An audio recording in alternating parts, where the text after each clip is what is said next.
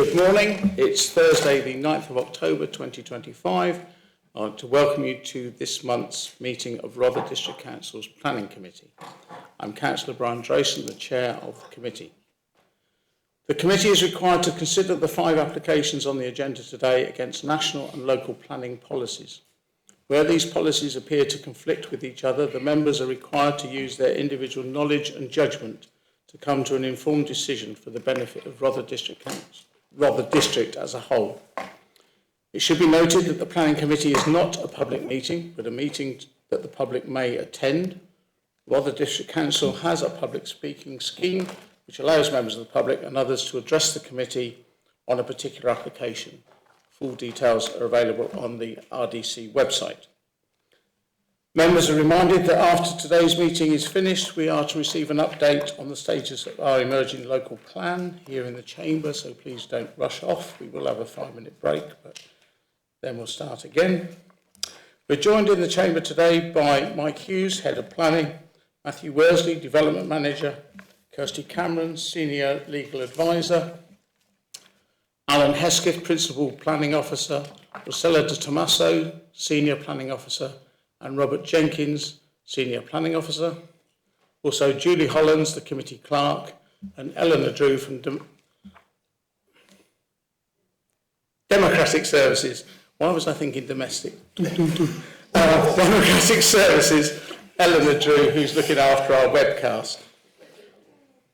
Joining us online is one of the members of the committee, Councillor Mrs Vicky Cook. She's online. She may take part in the discussions, but is not allowed to vote on any of the items we have. There is no fire alarm test scheduled for today, so in the event of an alarm, we're all to leave the chamber by the nearest fire exit and reassemble in the front car park. Please can everyone in the chamber this morning make sure that their mobile phones are either switched off or on silent. Thank you. I know that perhaps I should get out more, but I do watch the recordings of these meetings. And I have to say, and this includes me, it is sometimes very hard to hear what is being said. So I'd like to request that all those speaking in today's meeting do so in a clear and loud voice into the microphones in front of them. There's no need to look at the officer to ask a question. You can ask the question of me, and I guarantee the officer will have heard it and will answer you. So there's no need to turn around in your seats to talk to the officers. It's not being rude, it's so that people can hear what's being said.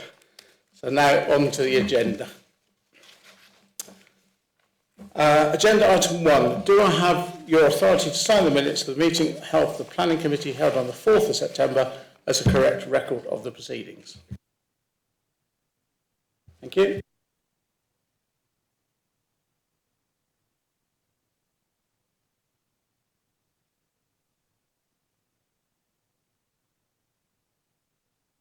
Thank you. Agenda item 2. Do we have any apologies for absence or substitute members?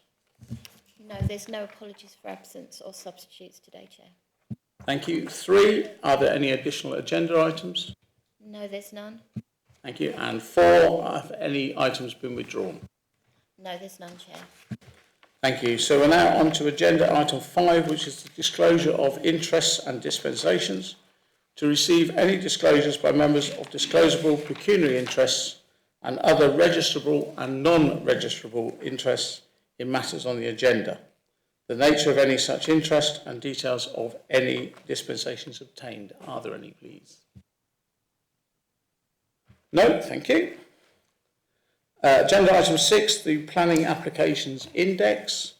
The final page of this report shows the applications that are being considered by the committee today.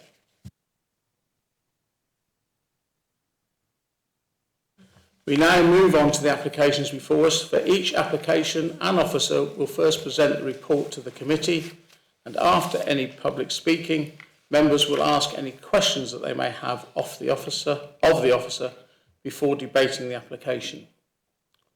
Members will then in due course proceed to a vote on any motion arising from that debate. So, agenda item 7, application RR 2025 1200P and RR 2025-1193L. The proposal is a phased internal and external restoration, refurbishment and alteration works to the existing building, including internal and external demolition works, reconfiguration works, an extension to the southwest of the pavilion building, associated plant and enclosures and hard and soft landscape works, including access improvements. And I now realise it would be more sensible to say the location first, which is the Delaware Pavilion, Marina Bexhill.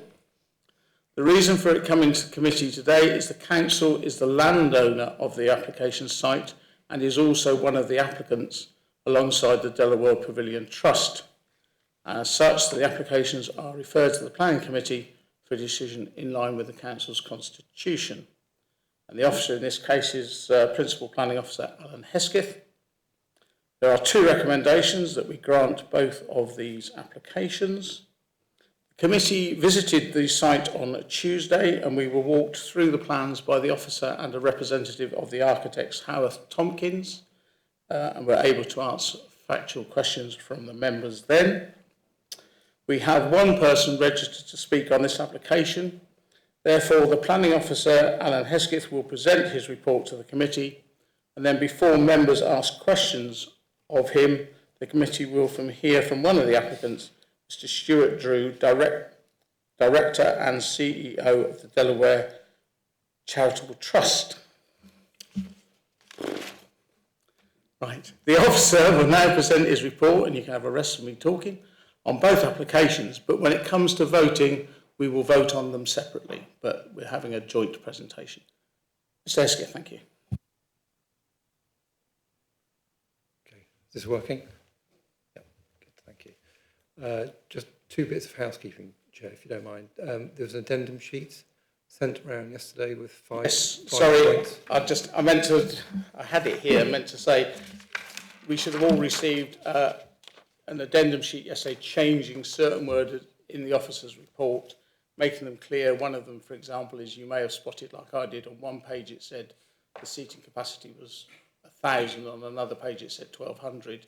We've now got about 10 different seating capacities depending on which bit of the building's being used, but there's a whole sheet that was sent out yesterday.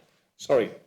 And just secondly, because it might shorten the presentation a little bit, I'm not sure that all members were on the site visits on Tuesday, so can I take it as read that everyone knows the site pretty well? Is that a fair assumption? That's really aimed at you, Councillor Ganley, because you weren't on the visit. Thank you. Yes, thank you, Mr. Hesketh. Okay, thank you.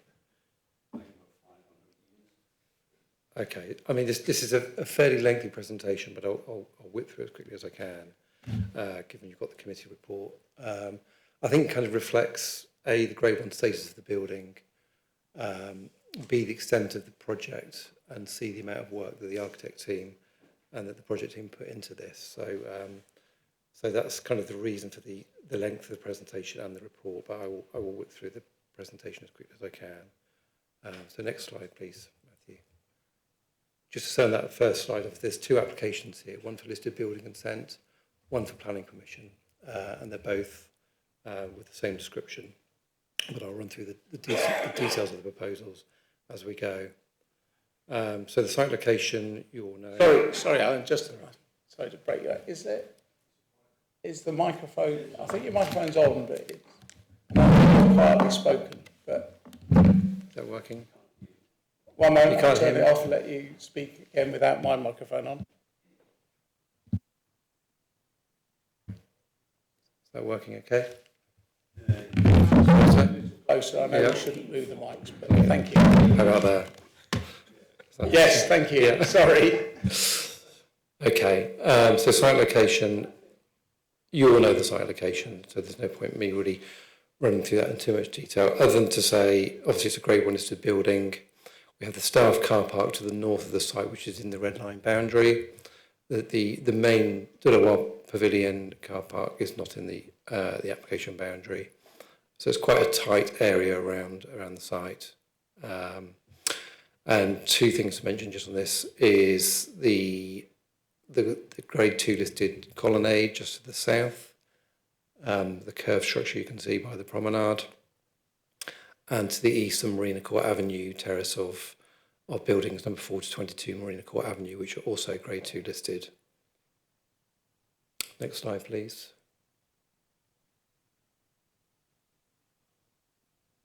So aerial photo, main thing here to say is the building was first listed in 1971 and was grade 1 listed in 1986. It's an international modernist style building built in 1935 and fairly unique at the time. It was built with a welded steel frame, and it's widely regarded as one of the most iconic modernist buildings in the country. It's a key centre for arts and culture and entertainment and live music, community and learning for the area and the wider region. The use is multifunctional, is generally a sui generis use considered to be. Has a theatre auditorium with a capacity of 1,500 standing with seated balcony. And all seated is 1,006 and then 1,299 with a seated balcony and standing elsewhere.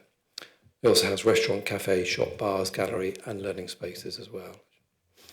The other key thing to say is there's been a number of alterations over the years. Going back to Second World War, much of the western part was rebuilt, dressing room block, stage house.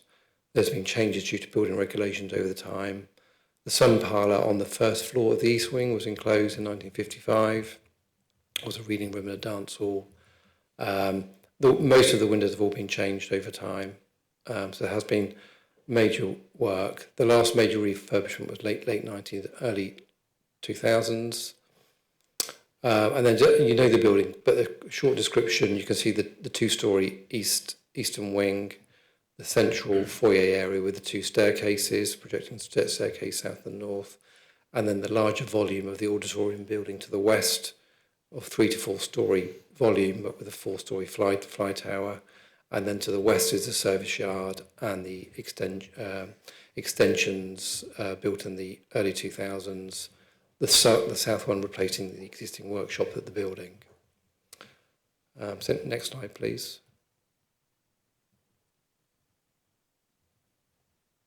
So yeah, just an elevation from this photo from the southwest.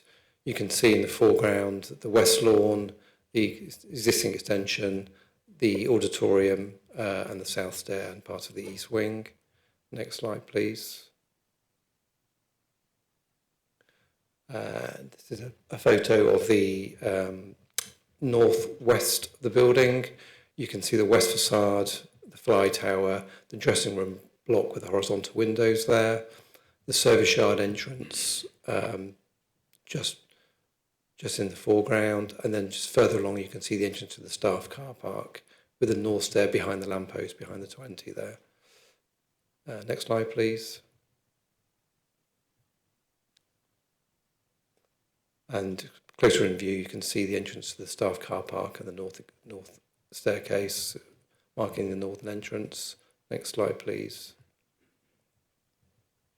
And this is from the northwest, showing the east wing, the horizontal rhythm of the windows there, the north entrance, and the main De Loire Pavilion car park.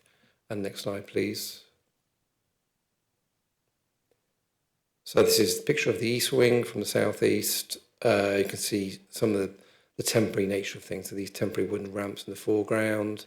The east wing, the entrance doors to the very east here in the bottom right of this photo, which used to be a public entrance, which isn't used as such, which is proposed to be reused. The roof terrace and the balconies. Okay, next slide, please. So this photo really just showing some of the kind of challenges for the building, large historic public building, issues with maintenance and repair, needing to respond to operational viability and adapt to changes, location by the sea, an additional challenge with weathering, etc. So you can see the tiles cracking and breaking, the skirting externally, the render flaking, the windows and doors and the upstands corroded. So that's a kind of summary of some of those issues. Next slide, please. And then some of the operational issues. So this is the top photo is the gallery on the ground floor, which probably not in the most ideal place, needing to have gallery space on the window to the south terrace. So lack of activation. The shop spills out into the entrance foyer on the ground floor. And another example with next slide, please. So this is how the bar operates in the evenings in events. So all the shopping for, equipment is put back into the shop. Now you have to set up a temporary bar, and obviously there's lots of bar trade, so it's not an efficient operation. So there's a need to address these issues as well. Next slide, please. Then the auditorium, significant refurbishment needed in here, but from an operational point of view, it is multifunctional and always has been. You have a kind of standing in the stalls, standing in the podiums, but also seated. So there's a need to change between modes quite quickly, which is not particularly possible at the moment. Okay, next slide, please. So the context of the proposals, a range of interventions and improvements are proposed. There's been a rigorous assessment of conservation significance. There's a lot of the proposals, a lot of them don't need consent, are about repair and maintenance and restoration. There's a need, obviously, to improve the sustainability of the building, which improves its energy performance as well. Key is to improve the operations of the building, put it on a firm financial footing. The lead architects, Howard Tompkins, have much expertise and experience in this field, listed buildings, and notably have done much work on the National Theatre in London. And then just to summarise, there's a pre-op engagement process back in April for, I think, 7 or 8 days in the pavilion. I think there's about 1,500 people that came to look at the event, and I think it's about a 99% kind of positive response. So I think maybe that tells a tale. Well, there are no kind of objections to this scheme. Okay, next slide, please. So the opportunities identified by the project team essentially restore the fabric of the building, conserving its Grade 1 status, promoting its unique heritage, improve accessibility, which is a key from a number of aspects, refurbish the auditorium, improve the public facilities, including bars, foyers, cafes, WCs, improved inclusive learning spaces and new learning spaces, new environmental systems, a viable, resilient, sustainable business model, and a catalyst for economic, social, and cultural regeneration for Bexhill and the wider area. Next slide, please. So in terms of proposals, they are extensive. They're both inside and out. They include the parking area, the staff parking area, the service yard, the landscaped areas. There's a full description in the committee report, but I'll run through the proposals quickly with you now. Just to point out, in terms of actual floor spaces, only a relatively minor increase through mezzanines and the new extension and at basement of 152 square metres. There's not much change to the car parking. It's changed down from 10 to 9 car parking spaces in the staff car park, but now the inclusion of 1 disabled bay. And in terms of cycle parking spaces, they would increase from 12 to 32. Next slide, please. So this is an image of the ground floor showing the foyer and the east wing. So it's difficult for me to, I can't kind of show with the cursor here. So the summary here, what you'll see on the eastern end is the gallery condensed a little bit with a new learning space to the east, and then the entrance point to the farthest east point reinstated, and then to replace some of that gallery space is where the shop would be relocated from its current position in the entrance foyer, and that shop unit would become a new kind of multi-purpose box office and bar and cafe area. And then there's a new entrance from the south. So apparently, approximately about 50% of people now enter the building from the south. So a new south entrance is indicated, the arrow just to the right of the south stair there. And then there's improvements to the north entrance through level access, replacing the doors, level access right across the board there. And then I'll come to the auditorium foyer, but there's some changes there as well, which are kind of key to go back to the original design intent, and removal of the lift there, which is going to the northeast corner of the foyer, just by the entrance doors, which is an evacuation lift. So next slide, please.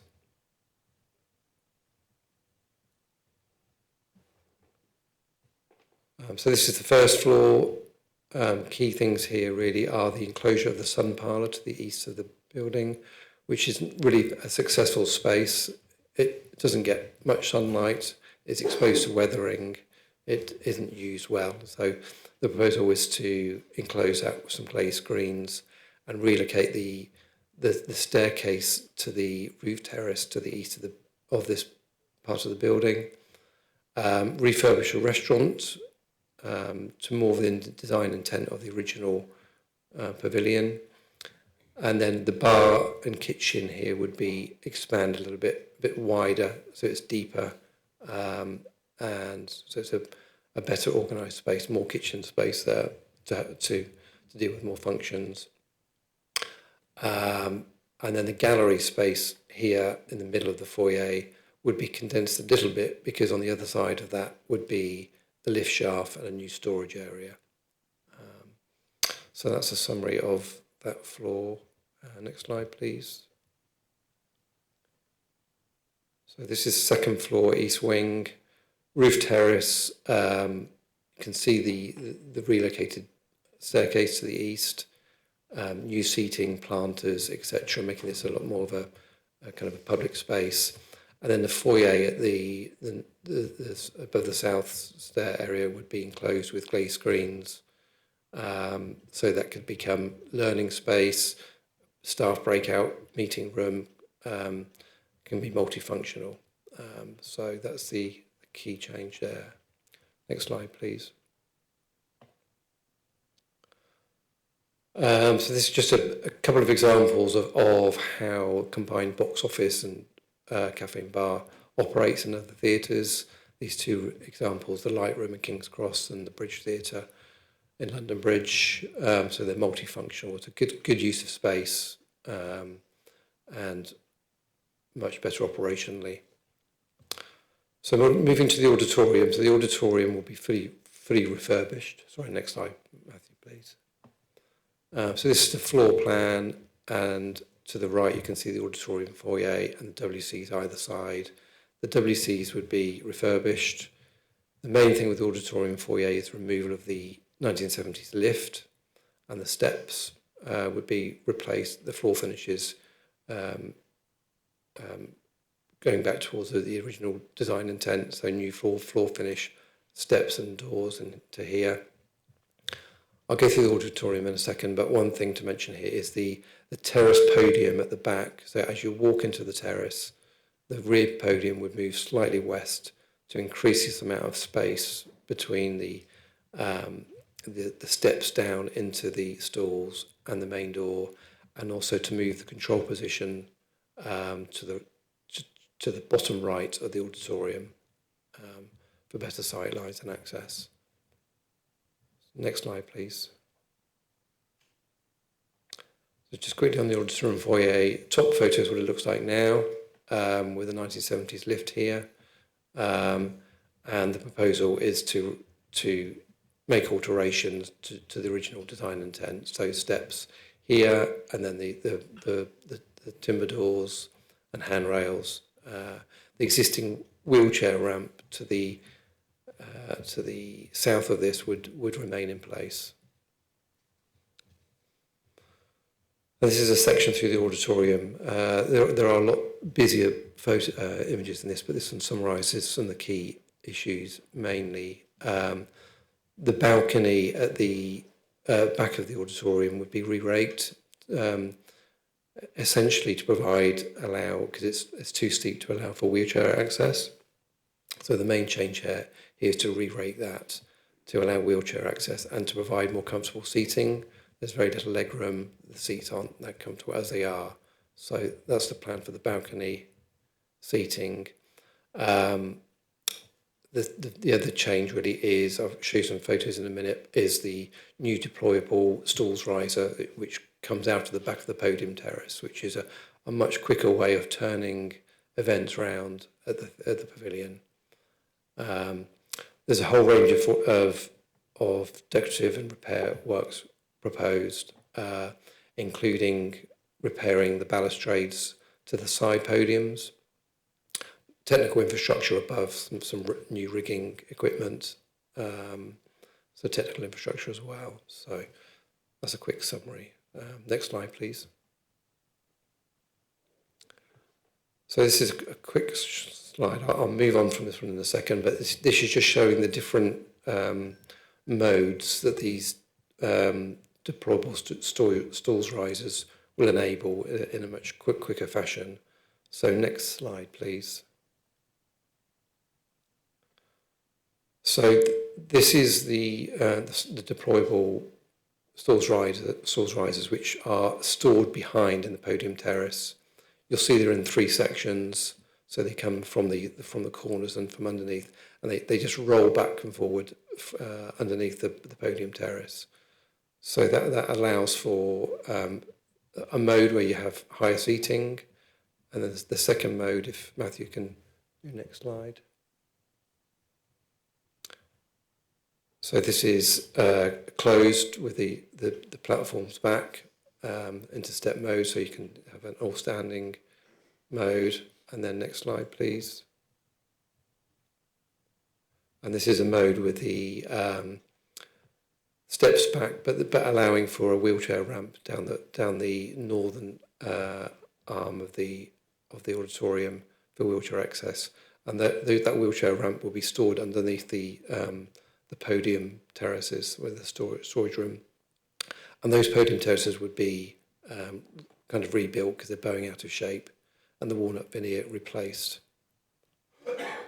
And then the next mode is just an example of seats being inserted. You don't have to pick up these stalls risers, which takes a lot of time. You can just pull these in and out. So the operation is much quicker. And then the next slide, please, is just a good image of what a refurbished auditorium would look like. Next slide, please. So these slides summarise some of the external works quite neatly. So this is a service yard to the west. It shows a new entrance, slightly widened service yard, a new lawn, and the hedge moved to the west. Resurfacing of the service yard. Number 10 is an air source heat pump enclosure and another plant enclosure. 7 is a new gate between the service yard and the new extension and the substation that's next to it. And then 8 is an existing access but open up into the pavilion, into the new studio extension from the west. Next slide, please. So this is the southern part of the service yard. This is showing the new studio extension, which is replacing the existing. It's not a significantly bigger extension. It's about 1.2 metres higher and it's about 2.6 metres wider. It's the same depth at about 22 metres. Key thing here is the green roof, and also a new green roof on the substation and workshop building, with hedge to the southern boundary. And then on the southern elevation it's kind of cut back a little bit. This would be a sunken garden here with glazing here, so you can have views out of the studio. And then next slide, please. This just shows the floor plan for the studio. So this enables a much better floor plan, allows for multifunctional events. At present, it's an office that doesn't work particularly well. It's difficult to get to. This new studio would have partitioned in it. It could be multifunctional for a number of different events. And a new platform lift taking people to the stage house and staircase.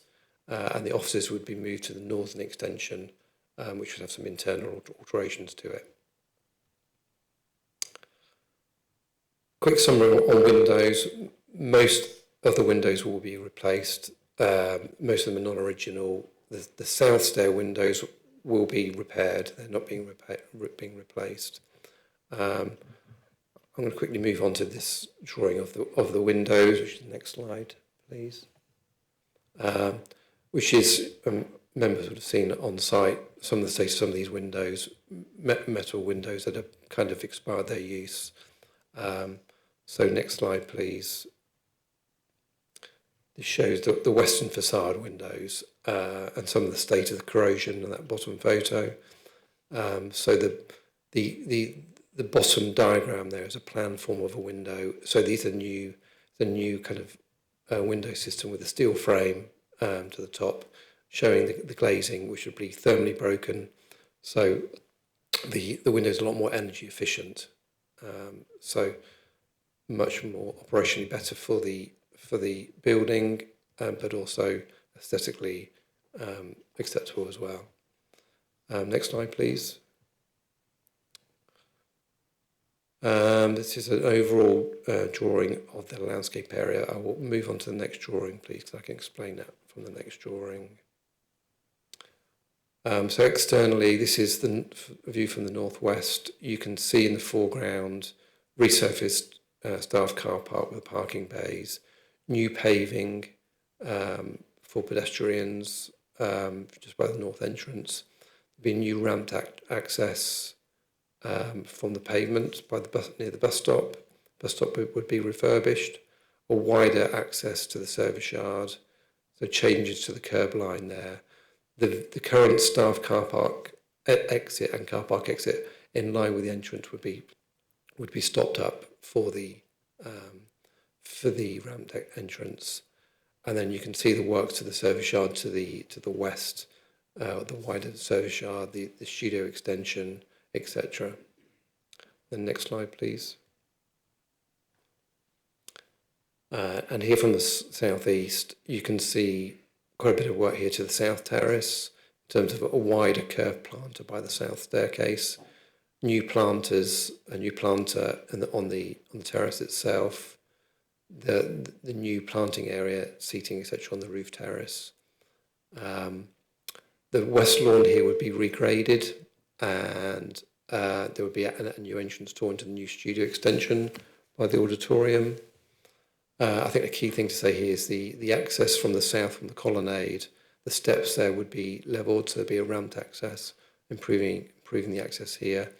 And the path from the west that comes in would stop at the studio garden for the studio extension, but the existing pathway from the west would be retained. So next slide, please. And this is just a nice image showing a refurbished north entrance area. The writing on the building, I think, is a projection. It's not fixed. But this shows a new ramp on the left-hand side, the refurbished steps, new planters, etc., etc. Next slide, please. And as you can imagine, there's lots of work here, so they will be phased. So the main element really is around the auditorium and the north entrance and the foyers and the stage house, which really need the most attention first, operationally. And then secondly, the extension to the south, the new studio extension, replacing the existing, and the change and the alteration to the north as well. I think also the shop, because of the works to the bar, the shop would be part of this first phase as well, into the east wing. And then the latter phases are around the rest of the east wing, the South Terrace and to the west of the service yard. So next slide, please. So a quick summary of consultation responses. Historic England 20th Century Society, no objections. Recommendation and conditions. They've been part of the pre-app process through this whole process, so they've been generally supportive. East Sussex County Council West Highways Authority, no objections. Environmental Health, no objections. Some conditions in relation to plant noise, construction, lighting, asbestos, etc. And no other responses from individuals or other groups. So just a few slides just on the appraisal. So obviously the principal issue here, I think, is the impact on the heritage asset.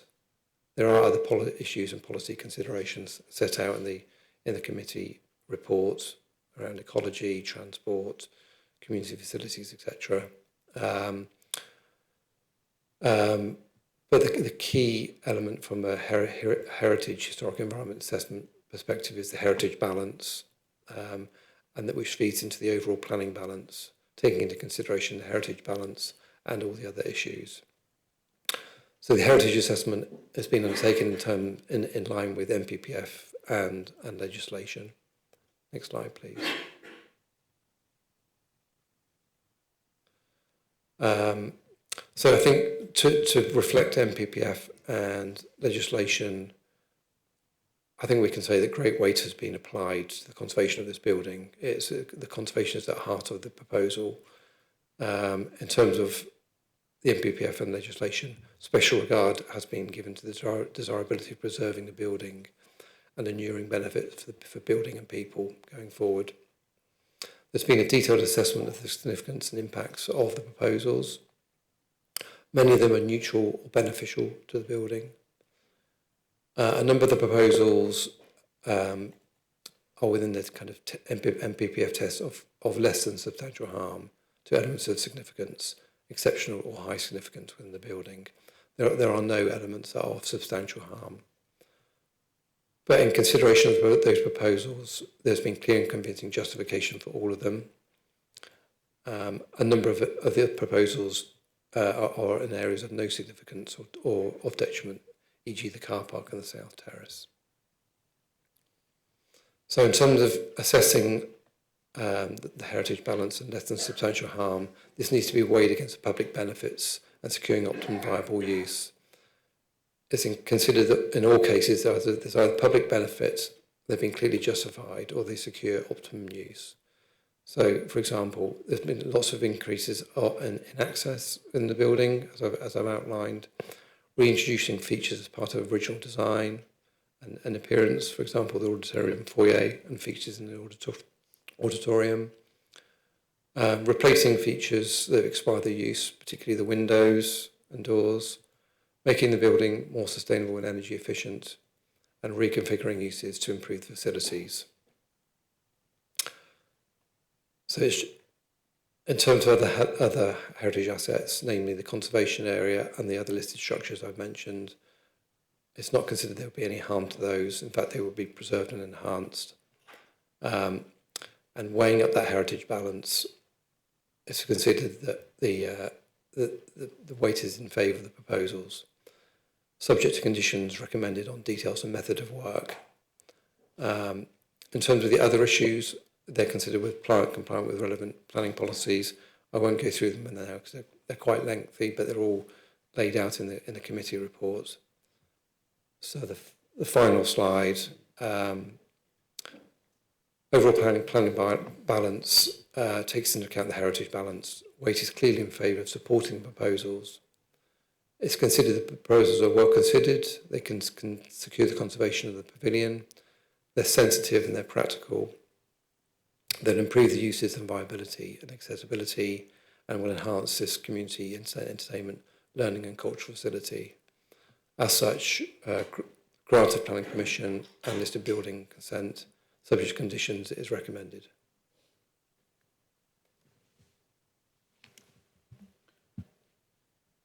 Thank you, Alan. Now the officer has presented his report, we now move to the public speaking section of the meeting. We've now got Mr. Drew, who's a Director and Chief Executive Officer of the Delaware Charitable Trust. Mr. Drew, although these are 2 applications, you only get the one lot of 5 minutes to talk to the committee, and if you're still speaking at 5 minutes, I will interrupt you. Thank you, Mr. Drew. Thank you. Good morning, everybody. I'm Stuart Drew. I'm Director and Chief Executive of the Delaware Pavilion Trust. We welcome officers' recommendations for approval, and I would like to highlight a few key points. This phased restoration project will enable significant improvements to the Delaware Pavilion. It will allow us to undertake essential repairs, but also to improve the operation and the viability of the pavilion, as well as provide enhanced accessibility and new facilities to widen education and outreach programs. The proposed development has been carefully designed and led by our architects Howard Tompkins, who have significant experience in working with sensitive listed buildings such as the Delaware Pavilion. Our proposals are sensitive to the heritage significance of the building, and any harm to the building's significance as a result of the proposals has been minimised to ensure our proposals have less than substantial harm. As the officers' report notes, these impacts are outweighed by the substantial public benefits that will be delivered. These benefits are also recognised by Historic England and the 20th Century Society, with whom we and the design team have worked closely through the pre-planning application and application process. The proposals also enhance the sustainability of the building and its surroundings through low carbon energy and energy efficiency, improvements to the thermal performance of the building, incorporating green roofs, new soft landscaping, and the provision of on-site renewables. Biodiversity net gain will be met through each phase of this project. I would clarify that there is no overall increase in the capacity of the auditorium, I think the point that was covered earlier, and that the proposed works would increase access and vastly improve the audience experience. We trust that councillors will agree with the officer's recommendation for approval, and I look forward to the opportunity of delivering this transformational project. I was looking forward to interrupting you. Thank you, Mr. Drew. Thank you, Mr. Drew. Members now may ask questions of the officer. I repeat, it's questions. Don't stray into discussion time because there may be other councillors who want to ask questions. So any questions of the officer, please. Councillor McLaren. Thank you for the presentation, and I understand that the plans are sensitive to the heritage of the building, but I just have, Chair, some further questions on the design. Can you not hear me? Yeah, I can. Yeah. So can the officer describe how the plans will reflect the original modernist design in the new elements of the building?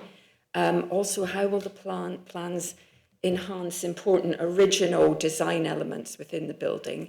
And lastly, how will the design and the management plan avoid spoiling the visual impact of the design with clutter like bins, spare chairs, posters on the windows, etc., which will, I think, be important to its lasting impact? Thank you. Thank you. Alan. So I can just break that down. So that was, can you just break those 3 questions down again? Could you just break down those 3 questions again? The first bit was around... Yes, so sorry. So the okay, I'll move forward. Yeah. So the first question was about how the design, the original design, is reflected in the new elements. How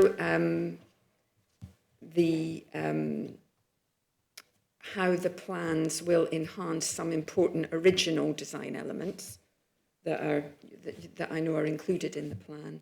And then lastly, how will the design and the management plan avoid any spoiling of the visual impact of the design with clutter like bins, spare chairs, posters on the windows, etc.? I would hope that the design incorporated all of those elements to keep it as beautiful as it's going to be from the outset. Is that all clear? Yep. Thank you. Yep. So in terms of original design intent, so I think, there's quite a lot to that. So regardless of the applications, much of the work is repair and restoration. So re-rendering, repairing tiles, repairing pavers, etc., etc. So in many ways, a lot of those original features are being retained. I think probably like a key thing aesthetically of a modernist building of this is the kind of that rendered appearance, those clean lines that you see, that white appearance.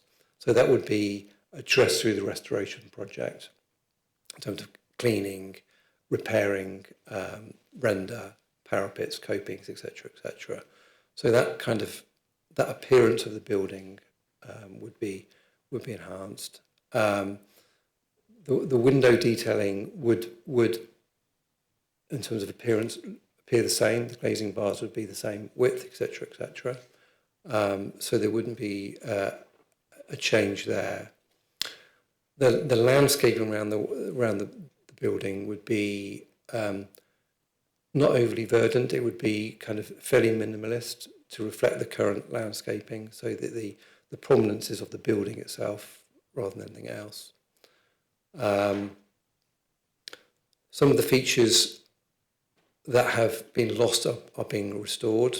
Of particular note is the auditorium foyer, returning that to its original appearance, removing the 1970s lift, reinstating the steps and the timber doors there and the handrails. Within the auditorium, it has to be remembered across the building, there have been lots of changes over time since original design intent. So much of the auditorium would be refurbished. The design intent would not be lost. That rear podium terrace will be moved slightly to the west, but the podium terraces to the north and south would be refurbished. The walnut veneer would be replaced like for like. The handrails would be retained where possible. You'll note there's a condition around the balcony seating to the balcony in terms of potentially being able to retain the curved back seating. I'm not sure if they're original or if they are near original, but they're early parts of the design. But I think that the seating design will reflect the original design intent of the building. So I think, essentially, these proposals are reflecting the modernist style of the building, keeping to that kind of simple form and definition. I think one thing to say about the studio extension, the green roof to that actually mirrors what was initially a green roof there initially on top of the workshop building. So that is kind of restoring an initial feature as well. In terms of how the building will be managed, I think that's obviously operationally an issue for the pavilion itself. But there are a number of, for example, a lot of the plant is in neat enclosures away from public view, underground. So below the east wing, below the dressing room block, there's a new air source heat pump for energy efficiency in the service yard, but that will be enclosed, be screened from view by the hedge on the west-hand side, on the west side. And then I think the proposals for the gallery by the south terrace. There's a combination so that the shop is opening up an active space onto that south terrace. there will be obviously gallery kind of presentations, etc., in the gallery where some of the window space will need to be used. But I understand that's on sliding screens so that you can then take away those paintings, etc. So you have that interaction on the South Terrace. So I think, in essence, the modernist style and characteristics of the building would be retained. Thank you.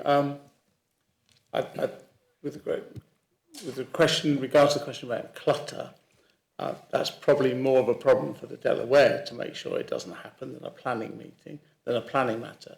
But of course, it does include a lot more modern storage space and better use of the existing facilities.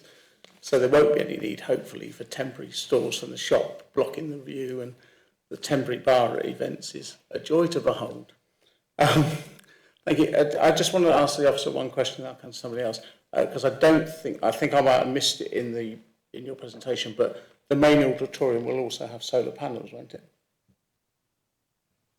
Yeah, the roof would be replaced, the current metal corrugated roof, and there would be PVs placed on the roof. Yeah. Thank you. Any other questions for the officer? Councillor Stanger. Face me, Councillor Stanger. Sorry, I'm terrible for this.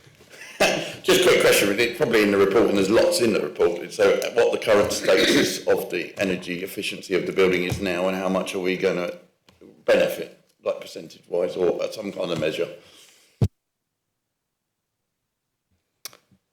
I don't think there's an overall measure of the energy performance as it is.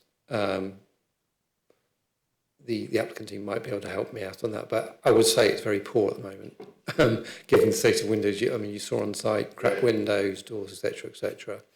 It only has, I know most buildings now have some kind of rating form, and obviously for your costs as well as the environment, it has two benefits. How much? I was just seeing how substantial it would be. I could see from the measures it's going to be quite substantial. I'll go with substantial. I was just having a quick look at the design access statement, thinking there might be a simple heading saying energy for me to answer, but no, it's not. Any other questions? Councillor Mrs Mary Barnes and Councillor Graham. Thank you, Chairman. You may well want to rule me completely out of order on this, but it's something I'd love to know. Basically, I think it's more a question for Mr Drew, but I'm not allowed to ask questions of Mr Drew.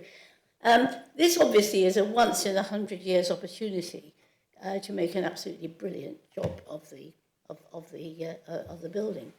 But what kind of financial plans will there be in trade? This is where you'll probably rule me out, because this is not planning. But I would like to know that because of the huge amount of grant that has been given to make this possible, to know that over the next 100 years they won't have to go grovelling looking for more grants, and that there will be a consistent pattern of refurbishment and what have you, and the money will be there to pay for it. Sorry. You're right. I am going to rule you out of order because that isn't a planning matter. But the question's been asked, the question's hanged in the air, and it's fallen on Mr Drew's ears. So thank you for that, Councillor Crowe. Yeah, I was trying to get to the same point, so well done, Mary, because you don't know how to ask it. But Rother is one of the applicants, and Rother does subsidise to quite a significant tune, which is lovely to keep it going and stuff. But it would be nice with all this capital injection that it does find its own feet and there's sufficient money to maintain it going forward. So the only planning question I can ask is it sufficiently insulated with these plans to sustain air pumps? Because uninsulated buildings with air pumps are an electricity disaster. So that's a planning question. Good question, and I'll refer it to the officer. Sorry, can you just clarify the question again? Is it insulated enough to work successfully with the air pumps? I was going to say that again, Councillor Stanger. Sorry, I was putting me behind it. As far as I can understand, it is through, pretty much all of the windows will be replaced and doors, or repaired. There'll be thermally broken windows. So the insulation would be much better.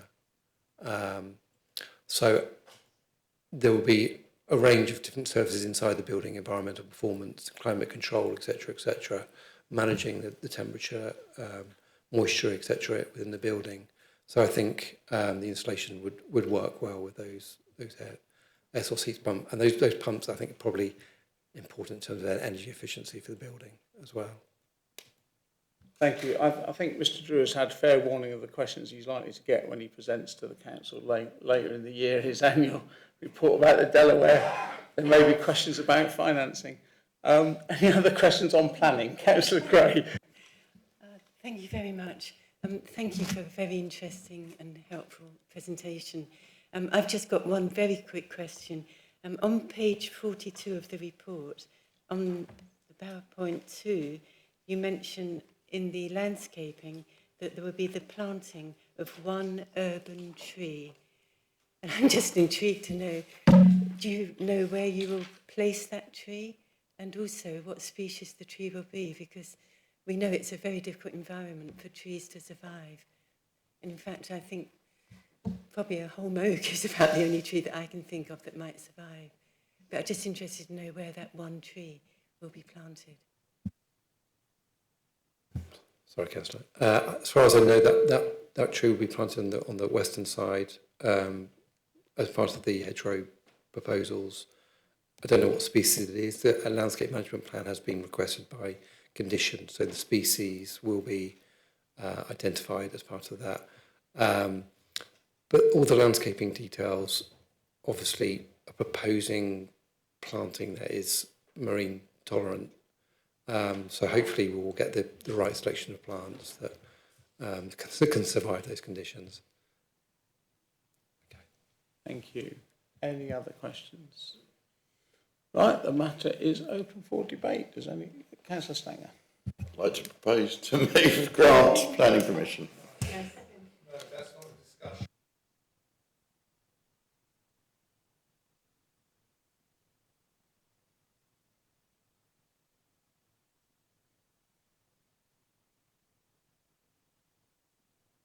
Sorry, I'll do that again with my microphone on this time. Yeah. So it's been proposed by Councillor Stanger that the planning permission, that's not the listed building, the planning permission is granted, seconded by Councillor Gray, but it's not been put to a vote because members have got to have an opportunity to discuss it. So Councillor Groner. There was just one thing missing from the plan, and it was very good walking around and seeing everything. This is the auditorium, is the opportunity to, when upgrading it, to put in surround sound and a projection system, because you have the seating, you have the access, you have everything. There are no cinemas in Bexhill.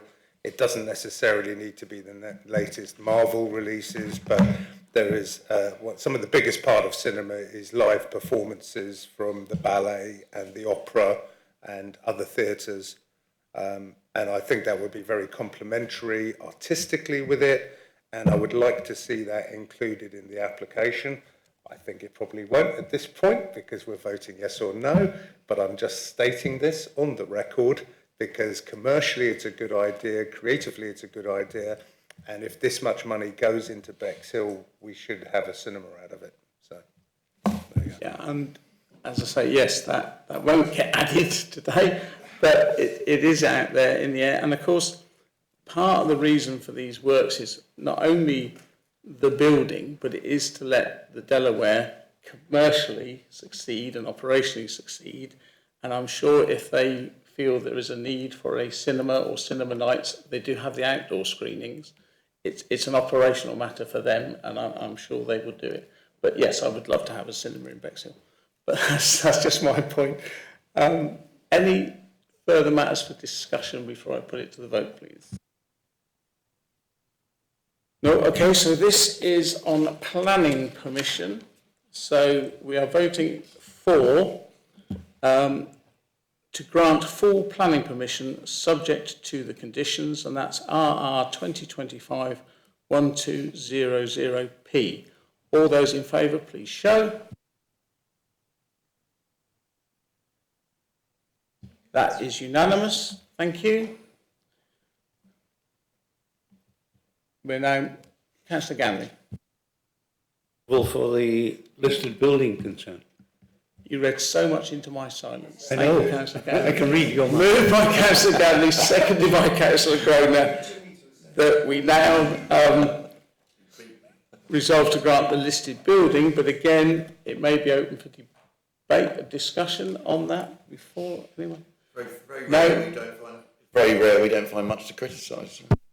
Read the room, just go to the vote. So this is in relation to RR 2025-1193L, and that we grant listed building consent subject to conditions. All those in favour, please show. That again is unanimous. Thank you very much. That's the end of that item. Thank you. Thank you, Mr. Drew. Thank you.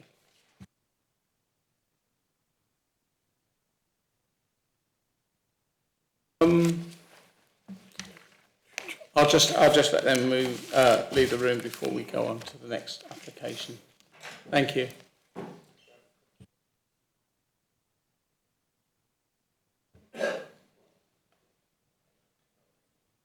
Five-minute comfort break. Oh, 5 minutes. 5 minutes, or 10 minutes. 10 minutes stretch. Generous. Thank you. Welcome back. We now move on to agenda item 8, which is application RR 2025-1290MA. This is in relation to Brooklands Road, the Land Act and the NHS centre there. The proposal is a non-material amendment to RR 2022-3018P to remove the living wall and green roof from the approved design for the Community Medical Centre. The officer in this case is Rosella de Tomaso. The recommendation is that it be resolved to approve this non-material amendment. The reason it's before us today is because it is council-owned land. No one has registered to speak on this application, therefore the planning officer will present the report to the committee. You'll then be asked questions before we begin deliberations. Rosella, please. Thank you, Chair. Good morning, everyone. Today I will be presenting an application for the site located at Brooklands Road off Barnum Road. Next slide, please, Matt. This parcel of land has previously been granted planning permission for a scheme including a medical centre and 3 light industrial units. Next slide, please.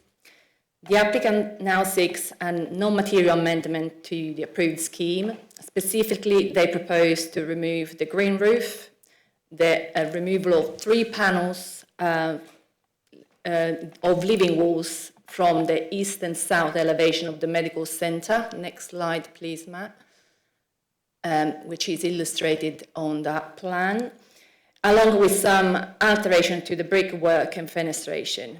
To note is that there are no changes to the proposed footprint, scale, or overall layout of the building as approved.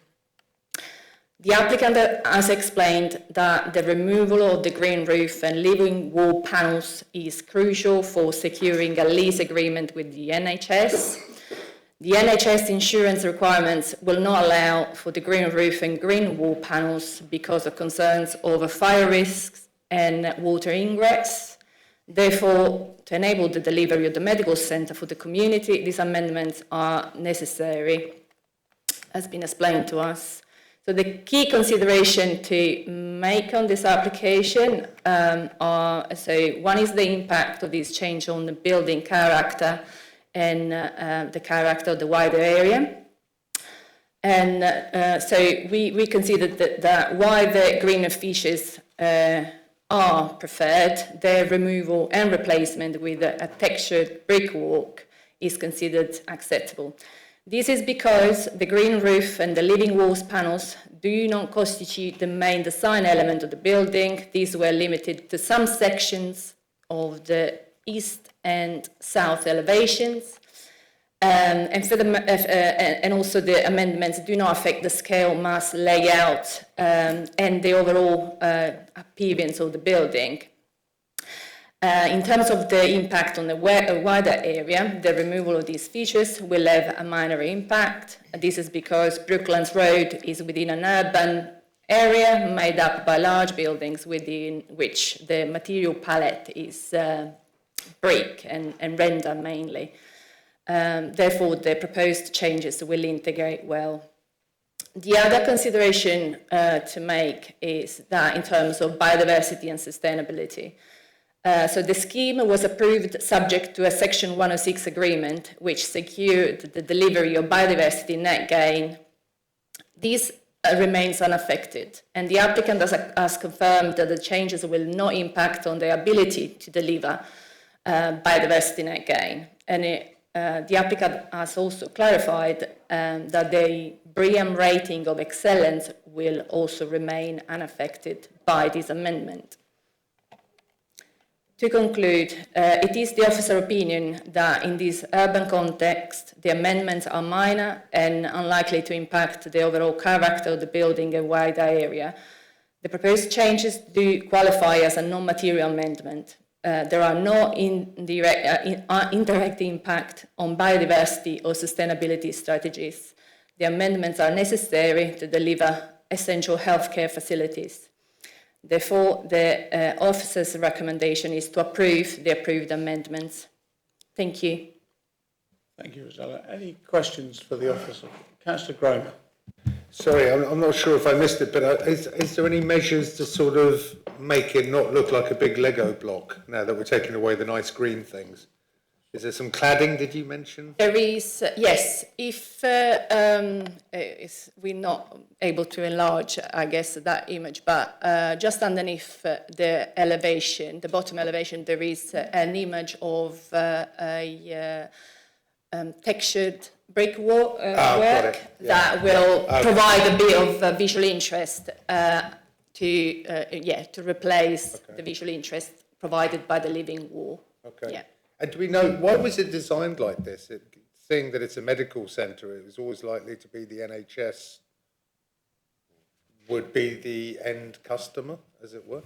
Yeah, I believe so. Unfortunately, probably I don't know that, but I'm just assuming that the details of the insurance policies weren't looked at in detail.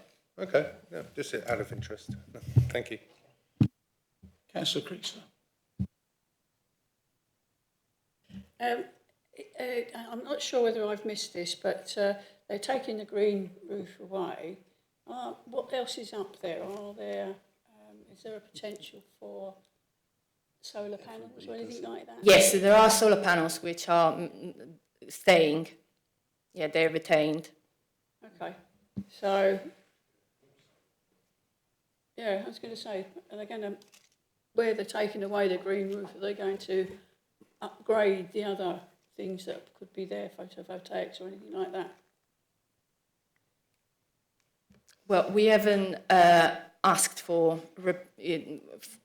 adding solar panels, or we are judging on what we've been given us in the just the removal of the green roof, which is, Matt, if you go on the next slide, please, there is the image of the roof, which is a small proportion of the roof as well, because there is a big plant there already. Yeah. If you can, yeah. The red bits. Yeah, that one. Yeah. That's the green roof. The green roof, coloured red. Yeah, it's not substantial. But on the question of whether or not they can replace them, we've not asked them, they've not asked. They're just asking to get rid of the green roof, and that's what we're deciding on today. But, I mean, they could actually go, well, now we've got rid of the green roof, we could come back and say, can we increase the photovoltaic panels? As you said a couple of times earlier today, it's out there now, so maybe they can pick that up. Thank you. Indeed. Any other questions of the officer? Councillor Gray. Thank you, Rosella. I realise you're really stuck because NHS is saying they can't go ahead without this, but it's just so surprising because green walls, you know, they're very popular throughout Europe. How can they be allowed in other countries and even in this country if there is this problem. So should we go back to the NHS and say, look, have you got the right insurance company? Yes. It's just so sad. We could have made a really good statement here. Yes, I agree on it is a shame to lose them, but obviously I think is the requirement of fire risks and all the, I think that between different countries, regulation do change, so yeah. Strange thing is you'll probably find it's allowed in Scotland or something, but not in England. That's a ridiculous thing.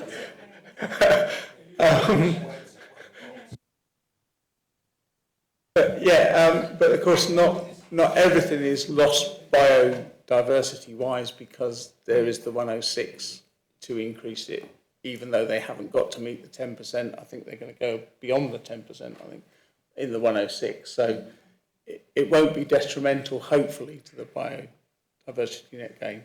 Councillor Stanger. Okay, one moment. Are there any questions for the officer? Yes, Nick. Councillor McLaren. I don't understand why a green roof is a fire risk. I wonder if the officer knows that.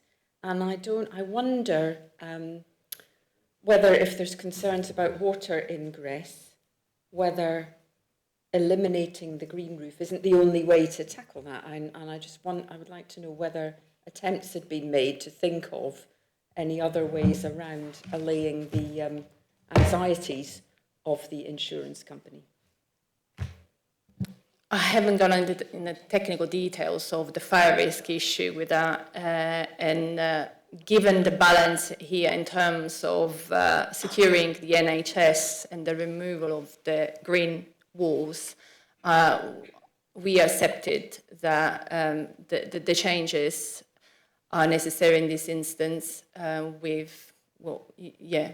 basis of what the applicant has provided us. Unfortunately, we can't rewrite the NHS risk assessments. If that's what they've got, that's what they've got.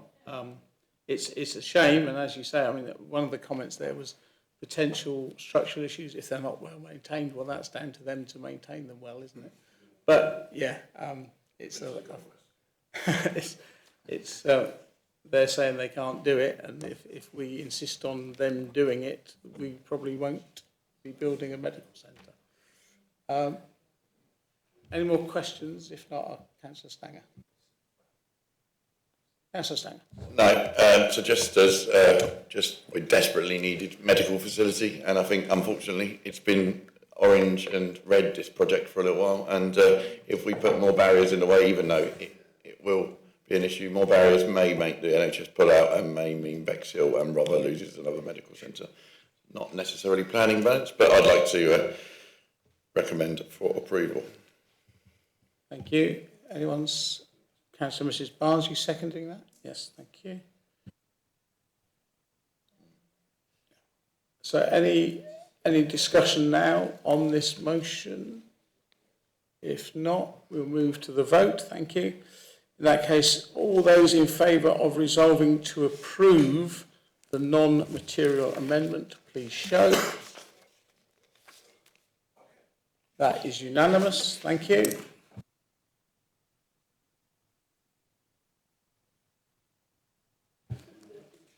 Agenda item 9, application RR 2025-1483DN. This is 35 Beeching Road, the Skinner Shed site, Bexhill. It's an application to determine if prior approval is required for the demolition of a two-storey industrial warehouse. The reason for it coming to the committee today is it is council-owned land. The officer in the case is Catherine White, but Matt Worsley is presenting the report to us. The recommendation is that it's been resolved. There's no one registered to speak. So, Matt, please. Thank you, Chair.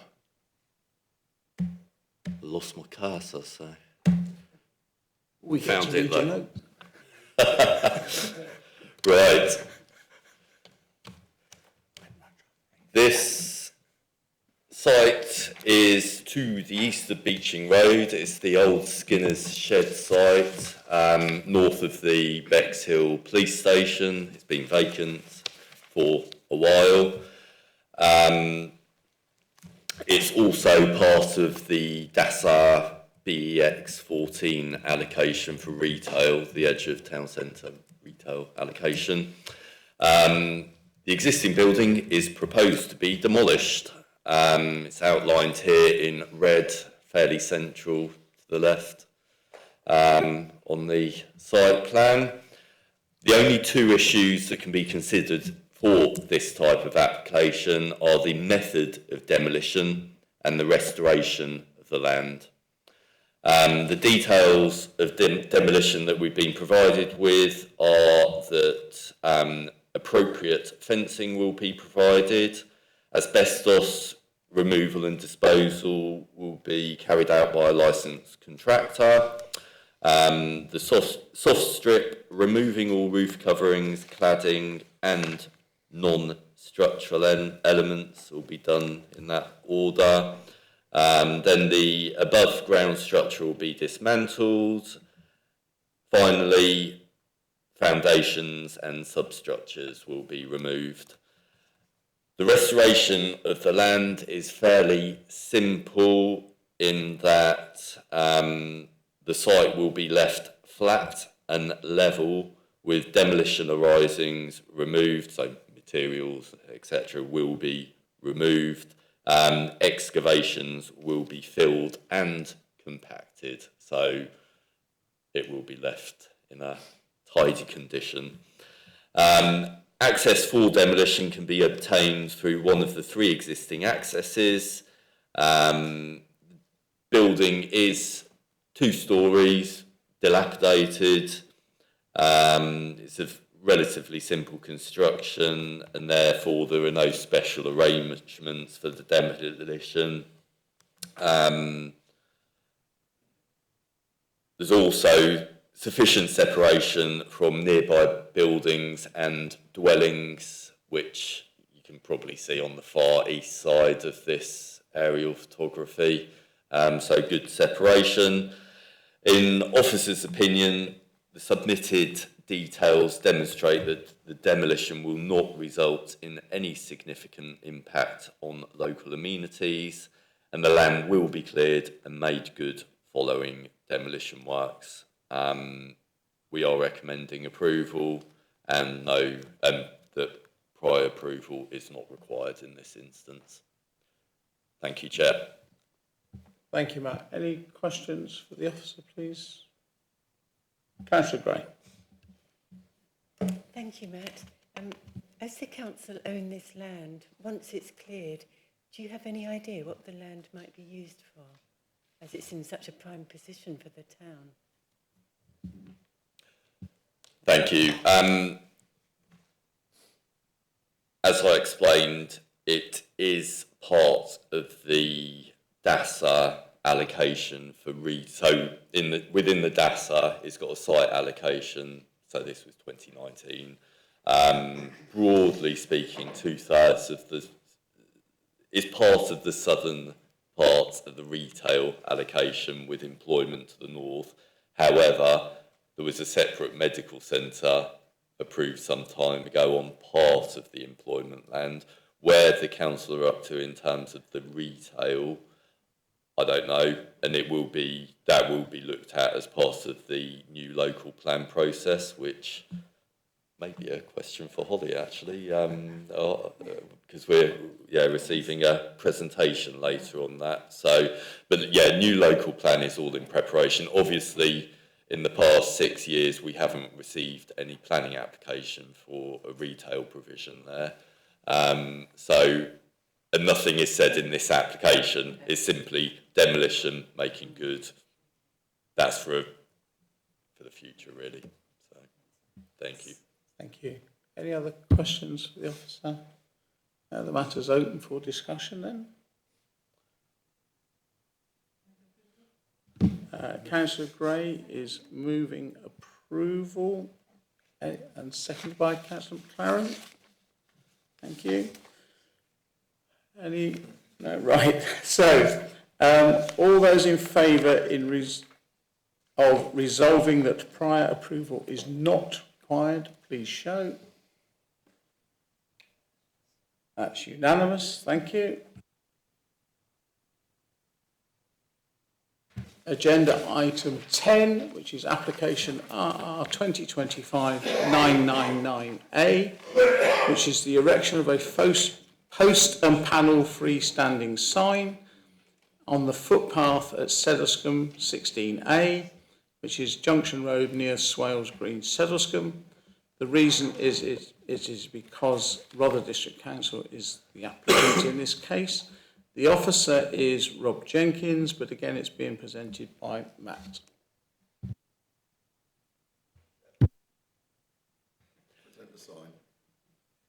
Thank you, Chair. Share screen.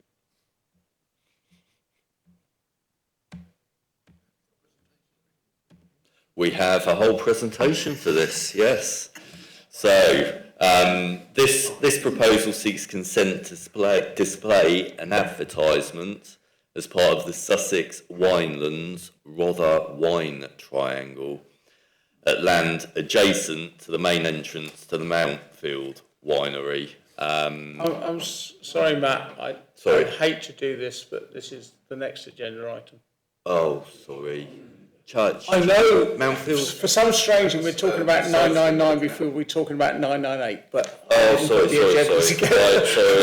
Junction Road.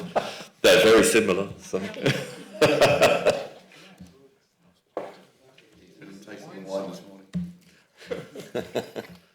Right. Yeah, but there's two roads. There are two separate signs. One is 998, one is 999. Here we are with 999. Go ahead, Matt. Should have let Rob do it, I suppose. Yeah, Rob would have made a better job. Right, sorry about the confusion, including anyone online.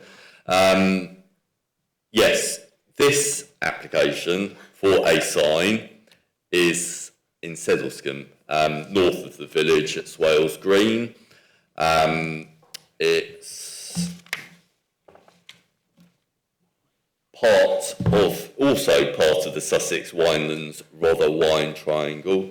This is on Junction Road to the west side, on part of the public right-of-way, which leads to Sedlescombe Organic Vineyard, which is to the track to the west. It's a bit hard to see on your screen, but if you can see the track north of Mill Lodge annotation, that's the track we're talking about. The vineyard building is to the west. The site is located within the Highweald National Landscape and the countryside. The sign will be set back from the road in front of existing vegetation, as circled here on the photograph.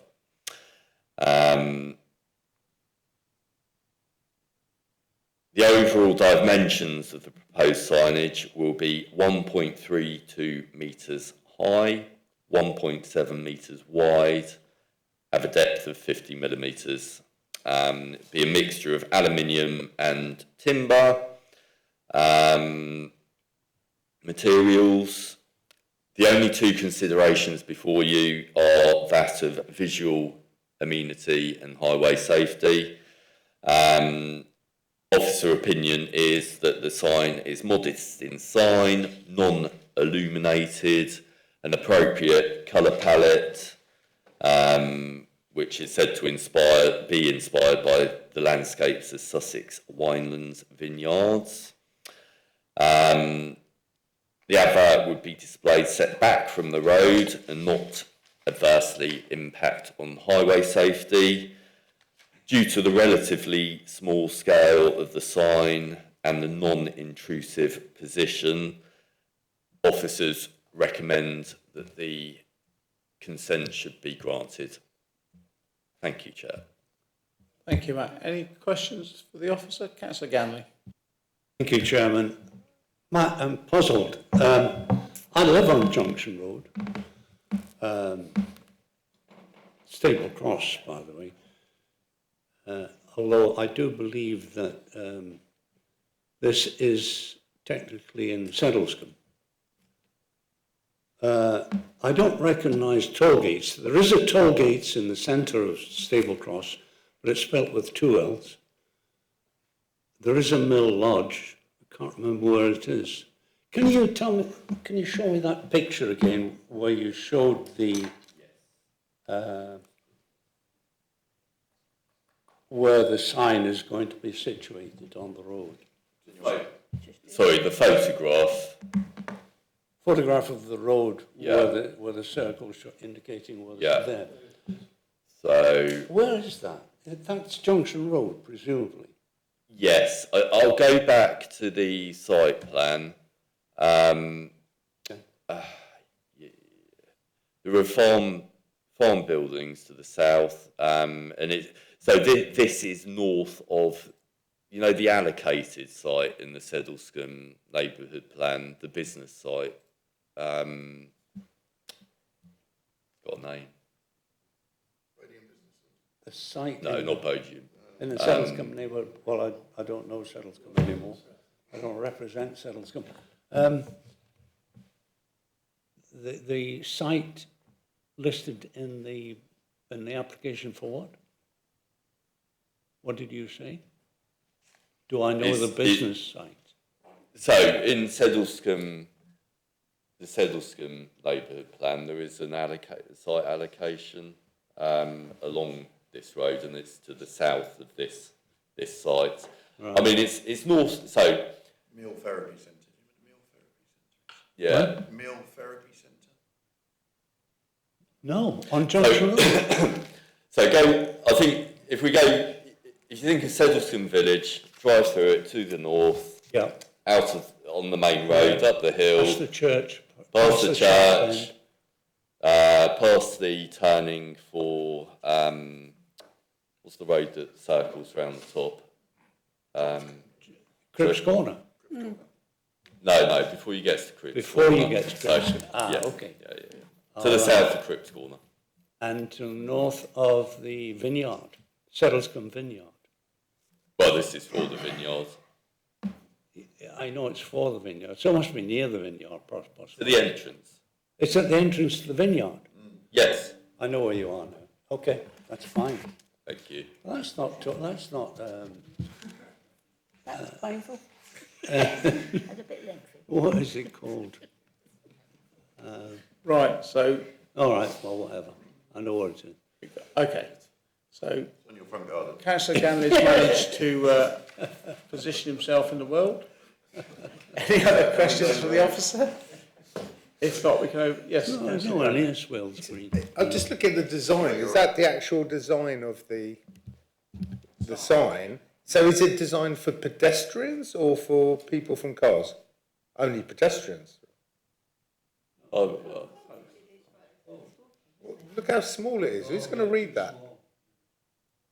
I mean, Yeah, maybe that's not a planning matter, but if you're going to put a sign in and we're going to allow people to put signs in, shouldn't they have functionality? I'm going to leap in. I'm going to say, supposedly, as it's on a footpath, it's aimed for pedestrians, but passing cars would go, ooh. Let's stop and have a look at that. But it is on a footpath, so, and it's directions of how to walk around the vineyard triangle. So I'm guessing it's aimed for pedestrians. There is existing signage for the vineyard, as there is for others. So that signposts the vineyard very well. You can see it well from the road as you drive past. This, I would suggest, is more for pedestrians. It's linking in public footpaths. On the sign, you've got the triangle of the different vineyards and routes. You're not going to take all that in from a car. So it is, in my view, it's more for walkers. Yeah, sorry, I think it was just the references to highways and the view from the road that sort of threw my head off a little bit on that. makes complete sense. Any other questions? Matters open for debate. Councillor Groner. Can we just motion to accept officer's recommendation? Right, you're moving it. Seconded by Councillor Chowdhury. I would just see, but it's only a passing comment. I do find that hideous wine glass cutout in the wooden sign. Looks like it's incomplete, but there we go. It is that. So, in the absence of any other comments, we're going to put it to the vote that it be resolved to grant advertisement consent. Those in favour, please show. That is unanimous. Right, that is carried. Moving on to 11, Matt's big moment, which is now 2025-998. This is similar, erection of a post and panel freestanding sign at public right-of-way 16 in Church Road near Mountfield. Again, it's the council's application, and Matt will be presenting very similar to last time, I suspect. Thank you, Chair. It is very similar. So, this proposal seeks consent to display an advertisement as part of the Sussex Winelands Rother Wine Triangle at the land adjacent to the main entrance to the Mountfield Winery. So, Mountfield Village is some distance to the east. The winery entrance is some distance to the south. So, there's a long track going up to Mountfield Winery, for those of you not familiar. Oh, I will go back. Previous. Right, here's the photo from the road looking north. The track goes up the side of the tree line. But yeah, the sign will be on this grass verge. Similar to the last application, the site is within the High Weald National Landscape and the countryside. The overall dimensions of the proposed sign will be the same as the one in Seldlescombe, so 1.32 metres high, 1.7 metres wide, and a depth of 50 millimetres. It will be a mixture of aluminium, steel, and oak planks in terms of the materials. The two considerations are the same as before: visual impact and highway safety. Again, officers feel this is modest in size. The sign would be non-illuminated. Colour palette is inspired by the landscape of the Sussex Winelands vineyards, which are not considered to be intrusive. It would be the advert would be set back on the grass bank, and would not adversely impact on highway safety due to the relatively small scale of the signage. Together with the non-intrusive position, it's recommended to grant advertisement consent. Thank you, Chair. Thank you. Any questions? Matters open for discussion. Councillor Creaser. Proposed by Councillor Creaser that we accept this, seconded by Councillor Ganley? Oh, no. Yeah, so seconded by you, but yes, go ahead. I fully agree with your comments, Chairman, about the signage design. I would draw your attention to paragraph 7.2.3. The signage design and size follow the advice given as part of the council's pre-application advice. So it seems that the council has advised on the size and... Well, in fact, I was going to just withdraw my comments about the sign earlier because I've seen next to it there was a lot of thought went into that wine glass shape, and you poo-pooed. Who am I? Oh, indeed. You know, art is open to so many and design. Councillor McLaren. Thank you, Chair. I'd like to take the opportunity to remind councillors about the Independent newspaper in August saying that The UK's first wine trail is as good as any in Napa Valley, and I urge all the councillors to vote for this because it's it's a good way of consistent marketing for this wine triangle. I'm thinking, based on the last one, you're going to get your wish. Councillor Ganley.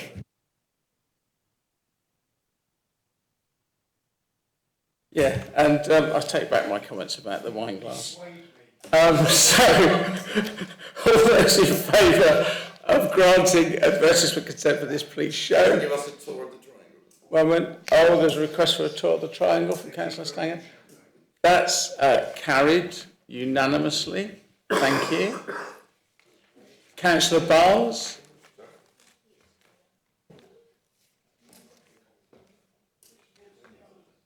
You were. Oh, wineries, yes. Make wine like they did in the vineyards.